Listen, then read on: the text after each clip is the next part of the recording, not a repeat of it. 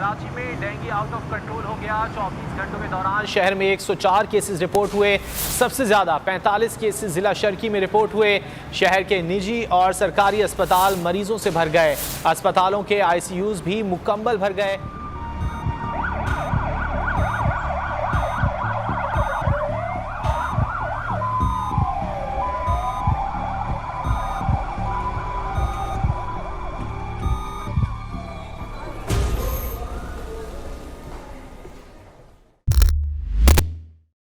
कराची में डेंगू तेज़ी से फैल रहा है।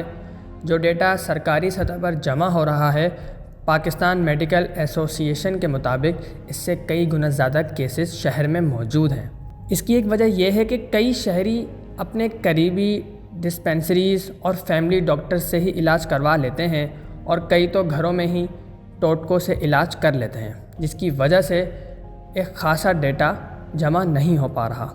कराची जो पहले ही बहुत से मसाइल का शिकार है, लोड शेडिंग, साफ़ पानी नहीं और फिर बारिश हो जाए तो शहर कायद में वक्त गुजरी दुश्वार हो जाती है। बारिश होने के बाद शहर में कोई सफाई नहीं, फुटपाथ पे पानी हफ्तों महीनों से खड़ा है, जिसके बायस मच्छरों की कैपेसिटी में बड़ी तेज़ी से इजाफा हो रहा है। डेंगू वायरस को इस कदर बढ़ता देखकर पाकिस्तान मेडिकल एसोसिएशन ने तशवीश का इजहार किया है। जो डाटा फॉर्म हो रहा है सरकार की तरफ से, उसमें लगता ऐसा है कि केसेस कहीं उससे ज़्यादा हैं और जो ये डेंगू के जो मच्छर हैं वो चूँकि स्टेगनेंट वाटर से पे ही पैदाइश उनकी होती है, यानी कि जहाँ पानी खड़ा है बारिशों के बाद वो हटाया नहीं गया है, तो मच्छरों की ब्रीडिंग वहाँ हो रही है। और अगर एक मच्छर जो इन्फेक्टेड मच्छर है डेंगू का, वो जो ब्रीड करता है तो हज़ारों मच्छर पैदा करता है और वो सारे के सारे इन्फेक्टेड होते हैं, तो वो बहुत लोगों को काटते हैं, फिर ज़्यादा केसेस आते हैं और इनको मारने के लिए, इनको एलिमिनेट करने के लिए कोई प्रोग्राम नज़र नहीं आ रहा है। इसलिए पाकिस्तान मेडिकल एसोसिएशन ये समझती है कि अल्लाह ना करे कि इसमें और मज़ीद इजाफा होने के चांसेस हैं। महकमा सेहत सिंध की एक रिपोर्ट के मुताबिक शहर कायद में डेंगू केसेस 30,000 से ज़्यादा तजावुज़ कर चुके हैं। तकरीबन 400 के करीब अमवात हो चुकी हैं। डेंगू मच्छर की एक मखसूस पहचान होती है, उसके जिस्म और टांगों पर सफ़ेद धब्बे होते हैं जो मैं और आप बाआसानी देख सकते हैं। ये मच्छर गर्म इलाकों में पाए जाते हैं जो साफ़ पानी पर परवान चढ़ते हैं और तुलुए आफ्ताब और गुरूबे आफ्ताब के वक्त हमला आवर होते हैं। ज़रा सुनते हैं एक डेंगू पेशेंट को कि उसके क्या ख्यालात हैं। बस जिस्म में दर्द हुआ है, जिस्म में पेन हुआ है और बुखार फीवर शो हुआ है, उल्टी हुई है और मोशन लगे हैं। बस ये अलामात हुई हैं। तो मैं इसके बाद में मॉडर्न हॉस्पिटल आया, वहाँ पर मेरा टेस्ट वगैरह किए तो टेस्ट में डेंगू पॉजिटिव आ गया। डॉक्टर ने ये कहा कि अक्सर दफ़ा जो है ना घरों में खुला पानी जैसे पड़ा होता है खुला, तो वो उसमें मच्छर वगैरह होते हैं, तो वो इस्तेमाल ना करें, यूज़ वो ना करें, तो उसमें उसको ढक के रखें बर्तन वगैरह। फल वगैरह जो है ना वो ज़्यादा से ज़्यादा खाएँ, हेल्थी खाना और फ्रूट वगैरह बहुत ज़्यादा खाएँ हेल्थी रहने के लिए।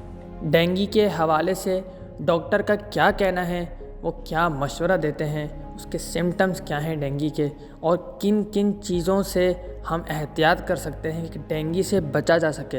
आएँ ज़रा मुलाहिज़ा फरमाएँ। अस्सलाम वालेकुम, मेरा नाम डॉक्टर फ़राह जमील है। मैं यहाँ मॉडर्न हॉस्पिटल में बतौर कंसल्टेंट फिजिशियन अपनी खिदमत अंजाम दे रही हूँ।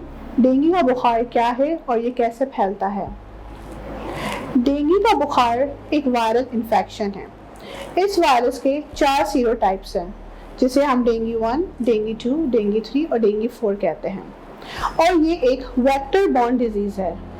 वेक्टर का मतलब है कि यानी कोई इंसेक्ट, जानवर जो एक इंसान से दूसरे इंसान में वायरस को ट्रांसफ़र करे।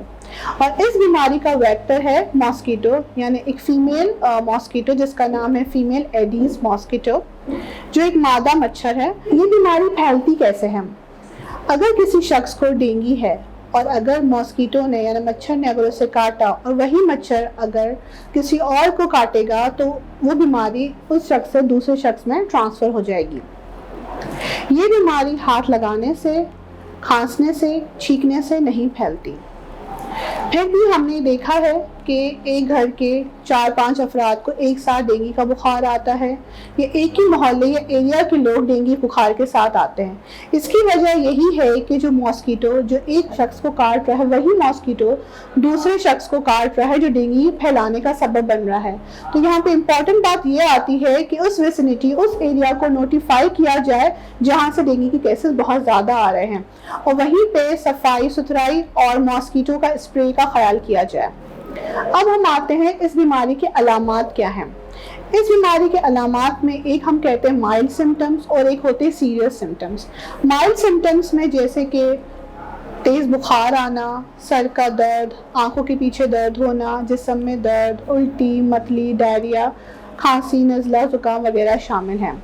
जबकि सीरियस सिम्टम्स में आते हैं कि लोगों को प्लेटलेट्स का कम हो जाना, और प्लेटलेट्स की कमी की वजह से जिस्म के किसी भी हिस्से से खून का आना, जैसे नाक में से खून आना, मुंह से या पेशाब में से पखाने के ज़रिए खून का आना। उसके अलावा साथ में जिगर पे असर का होना, जिसे हम डेंगू हेपेटाइटिस कहते हैं। और एक और कॉम्प्लिकेशन है डेंगू की जो सबसे ज़्यादा ख़तरनाक है, जिसे हम कहते हैं डेंगू कैपिलरी लीकेज, जिसमें जिस्म में फ्लूइड फेफड़ों में जमा हो जाना, पेट में पानी का आ जाना, और शॉक की वजह से गुर्दों का फेल हो जाना, ये सारी अलामत शामिल हैं। अब डेंगू का इलाज क्या है? डेंगू का इलाज सिर्फ और सिर्फ सपोर्टिव ट्रीटमेंट है, क्योंकि डेंगू की आज तक कोई दवाई नहीं है इस वायरस के लिए। हम सिर्फ सपोर्टिव ट्रीटमेंट के ज़रिए ही डेंगू का इलाज करते हैं, जिसमें जो अलामात है मरीज़ के, हम उसी हिसाब से उनको ट्रीट करते हैं। डेंगू का सबसे बेहतरीन इलाज है एहतियात। कहते हैं ना, एहतियात इलाज से बेहतर है, और सफाई निस्फ़े ईमान। तो डेंगू की जो फैलाने की वजह है मॉस्किटो, हमें उसी को ही जड़ से ख़त्म करना है। और अपने घर में सफाई का ख्याल करें, सुबह शाम स्प्रे करें।